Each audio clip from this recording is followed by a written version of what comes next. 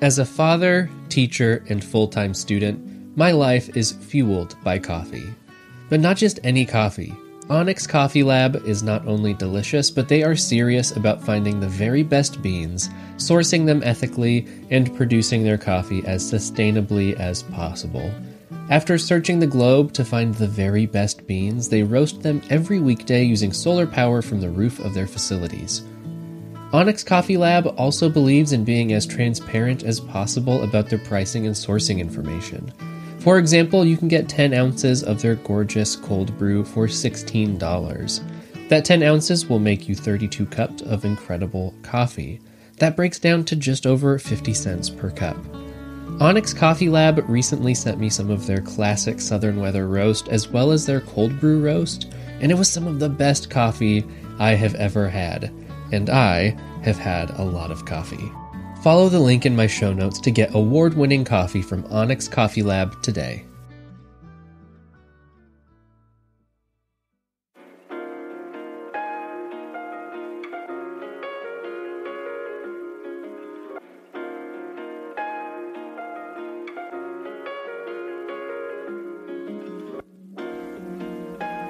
Recently, Obscure History was featured on History Daily, a very popular history podcast. I am forever grateful for that opportunity. The episode that was featured was the third episode of Obscure History on the 1904 Olympic Marathon, and throughout the process of arranging that deal, I listened back to that episode quite a few times, and there was one story that felt as if it were unresolved. I've never done this before, but today we are revisiting the 1904 Olympic Marathon. We've got unfinished business. My name is Josh, and this is Obscure History.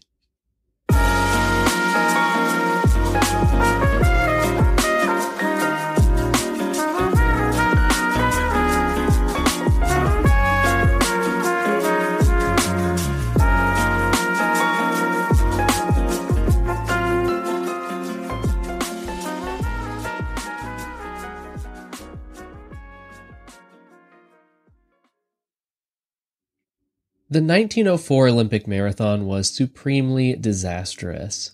The man who organized the race had no idea what he was doing. The conditions were so hazardous that the race was nearly impossible to even complete. There was cheating, lying, theft, and drug use during the race. And the winner nearly died after being carried across the finish line by his trainers. It was, by all accounts, a complete and total failure. Now, covering such a chaotic event is pretty easy for me. It's got drama, intrigue, disaster, and humor, all of the things that you need to tell a compelling story. It also had plenty of interesting characters, from the American team that was mostly made up of mailmen and factory workers, to the South African war veterans who broke the color barrier of the modern Olympic Games and became the first Black African competitors. In my opinion, the people involved in this infamous event are even more interesting than the event itself. And perhaps the most interesting of the competitors was the representative from Cuba, Andarin Carvajal.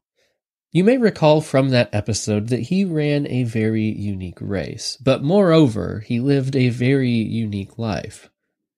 Felix de la Caridad Caraval y Soto was born in San Antonio de los Baños, Cuba, in 1875. Though very little is known about his childhood, there are a few things that can be noted. First, we can say with some confidence that he was born into abject poverty, where he would remain for his entire life. Second, we can say with some confidence that he was an active boy from the very beginning. The name Andarin was not his legal name, but was rather a given name to reflect his behavior, always moving. And third, we know that he was a war veteran. The Cuban War for Independence is often glossed over in the social studies curriculum for American students, despite being a deeply interesting and unexpectedly American event. In much the same way that the United States had its own war of independence against Britain, Cuba had a war for independence against Spain. In fact, the Cuban War for Independence was actually the third and final round in a fight that spanned decades and included two other wars, those being the 10 Years' War and the Little War. Normally, I don't do this, but because Cuba's struggle for independence is a neglected portion in my own historical education, I have found a brief but comprehensive summary of their struggle in an Encyclopedia Britannica article edited by Jeff Wallenfeld. Dissatisfied with the corrupt and inefficient Spanish administration, lack of political representation, and high taxes, Cubans in the eastern provinces united under the wealthy planter Carlos Manuel de Céspedes, whose declaration of independence in October 1868, the Grito de Yara, signaled the beginning of the 10 Years' War, in which 200,000 lives were lost. Céspedes had the support of some landowners whose main interest was economic and political independence from Spain, whereas the farmers and laborers were more concerned with the immediate abolition of slavery and greater political power for the common man.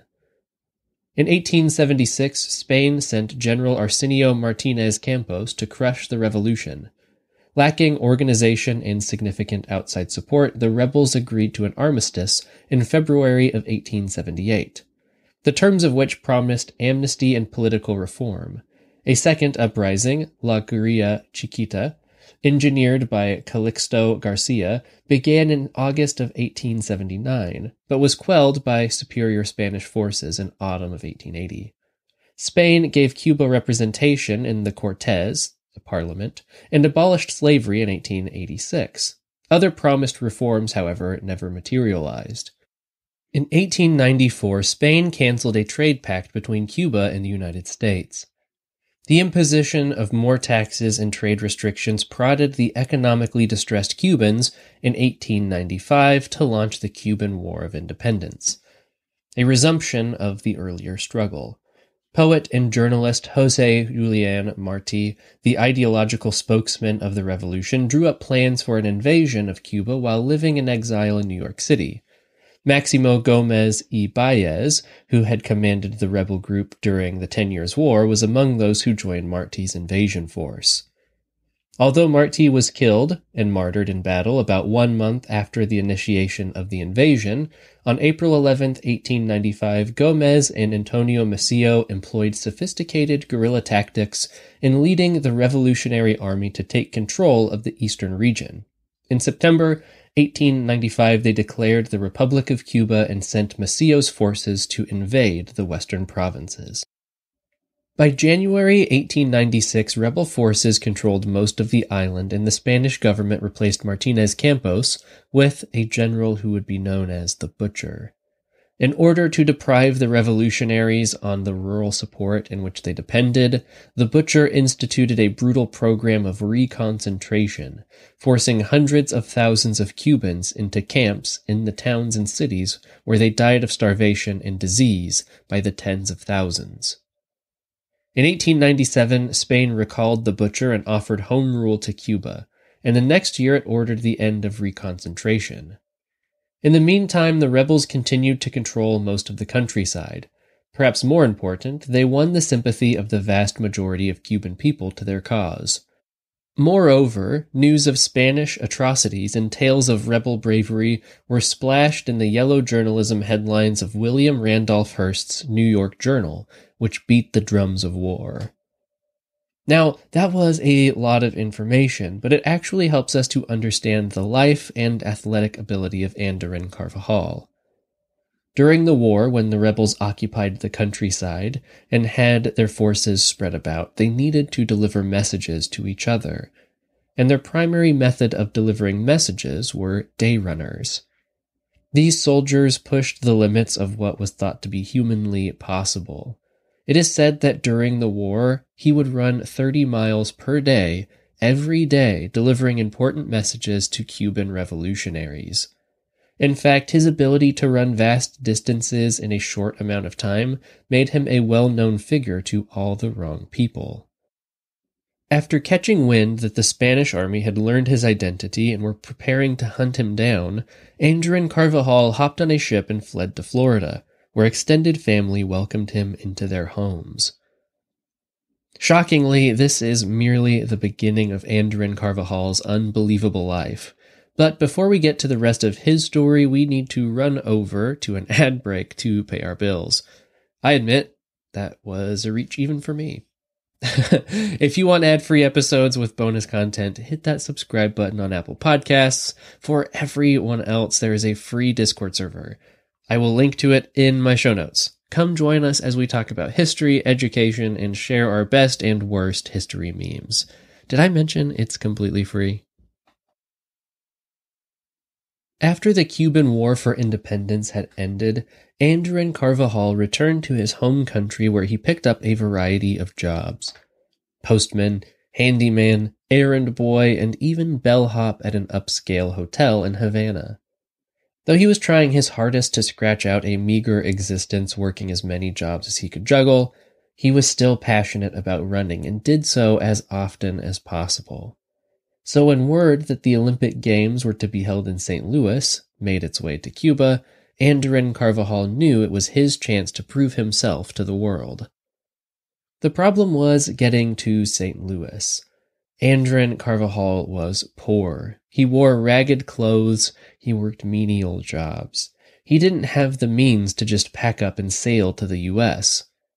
Not only was he lacking personal funding for the trip, he also needed to be sponsored by his home country, which proved to be a very tall task. After brainstorming, Andarin Carvajal formed a plan. He had once been so well known for running that the Spanish army had put a bounty on him. He just needed to become well known to the right people, and his problem would be solved. He was confident in his abilities, he just needed somebody important to notice him. He, at first, attempted to gain the attention diplomatically, by seeking a personal meeting with the mayor of Havana, but was laughed out of the office. Not deterred, he thought that maybe the mayor needed to see his abilities firsthand. According to author Liam Boylan Pett, according to lore, Carvajal did the only thing that he knew. He began to run, lap after lap, around the Plaza de Armas. The 5'3" 120-pound runner ran circles around City Hall, jogging past the mayor's window time after time. He ran the entire day. A crowd began to watch this sweat-soaked runner plod around the park, lap after lap. At the end of the workday, the mayor came out to a throng of people. Once again, Carvajal ran by. The mayor returned to his office and wrote up an order. He returned outside and stopped Carvajal. Here is an order for your transportation to St. Louis. Now go and do your best. And his best he would do. Sort of. He was sent off to the 1904 Olympic Games with a wallet full of public funds, but after arriving in New Orleans, both Carvajal and his money disappeared. At least, briefly. We don't have solid records of what happened during his time in New Orleans, but there is plenty of speculation. Some accounts suggest that he was robbed and had to make enough money to travel to St. Louis on his own. Some accounts suggest that he simply gambled away his funding. We really aren't sure what is true, aside from the fact that it took him longer than intended to make it to St. Louis, and that he essentially hitchhiked there. Hungry, dirty, penniless, and as one writer of the day recalled, the ends of his heavy black mustache sticking out in an aggressive angle looked both picturesque and pathetic. To this point, Andarin Carvajal's life had been extremely eventful and unique, and his performance in the 1904 marathon was no different. He stole food from spectators, ate rotten food off the ground, became violently ill, took a nap, woke up, and still finished fourth overall. It was a genuinely incredible effort, and all in some of the worst race conditions imaginable. What we didn't really get into in the 1904 Olympic Marathon episode is that after the race, Carvajal became a little bit of a celebrity. It was said that he would give grandiloquent toasts to his homeland in poetic Spanish at athletic banquets. He even joined a local athletic club in St. Louis where he ran in some small races to make money to get back to Cuba, which he eventually did do. Once he returned to Cuba, he was showered with attention. He had finally gotten all the recognition he had sought, and in what seems like a sort of poetic callback to his days running around City Hall trying to raise awareness for his cause, reports suggest that as a way to bolster support for himself going into the 1906 Olympics in Athens, Andarin Carvajal ran the entire length of Cuba twice. And much like his last attempt to gain support of the public, he was successful. Once again, he was sent off to run an Olympic marathon, sent off to represent his nation, which was, for the first time in decades, breathing liberated air without slavery or Spanish rule. It was a great time to be Andarin Carvajal. But just as his old gimmicks worked, so too did his personal demons. After arriving in Italy, Andarin Carvajal vanished. He never made it to the games, and his wallet full of public funding disappeared forever.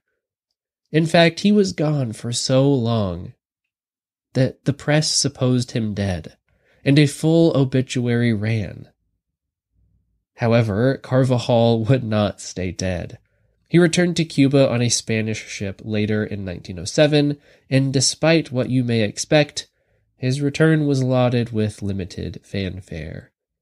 Perhaps his repeating offense of traveling abroad with public funds only to disappear and lose all of the public funds had worn down his welcome with the fine people of Cuba.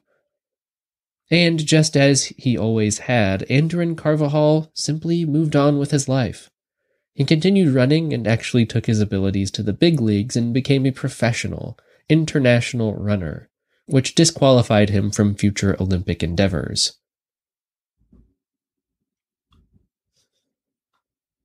Though he would never compete in an Olympic marathon again, Andarin Carvajal did compete in and win many professional races until he was well into his middle age. Though he was able to maintain relevance as an athlete, he could never capitalize on his success financially. In fact, according to a translated article from EcuRed, a Cuban online encyclopedia, at the end of the 1940s, Carvajal, then 70 years old, said goodbye to his public as an athlete. While at a baseball game that was being held at Cerro Stadium, he made a short run. After receiving applause from the crowd, he stated, "This is to show that I still run." In the mediated Republic of Cuba, as in all liberal democracies in Latin America, the state did not support athletes. His trophies and awards disappeared. Among them were the bronze medal he won at the first Missouri Athletic Club Marathon, held on May 6, 1905, and the Great Silver Cup obtained in a marathon held in Madrid, Spain. Felix Carvajal lived the last 20 years of his life in a miserable shack, where he died alone on 27th of January, 1949, at the age of 73 years. There were probably only a handful of people in the entire world that could have even competed with Andarin Carvajal in his lifetime. In him we see nearly limitless, untapped potential. He could have been one of the most legendary athletes of all time. But because of his vices, he could never really put the pieces together the right way for himself. It seems that sometimes, even if you are the best runner in the world, you can't outrun a tumultuous and impoverished childhood.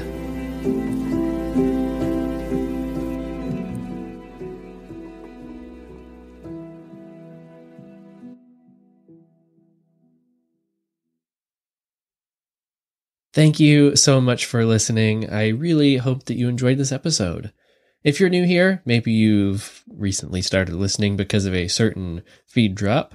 Welcome. I'm glad to have you here. I hope that you enjoy these episodes. Generally speaking, they come out every week. And if you're new here, maybe you ought to know that every episode of Obscure History is brought to you in part by Indie Drop-In Network and Earbuds Podcast Collective.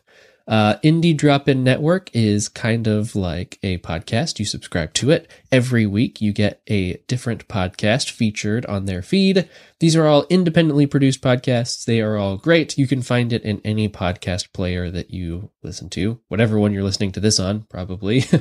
And Earbuds Podcast Collective is a podcast recommendation newsletter sent out by Ariel Nissenblatt, who is a saint in the podcast space.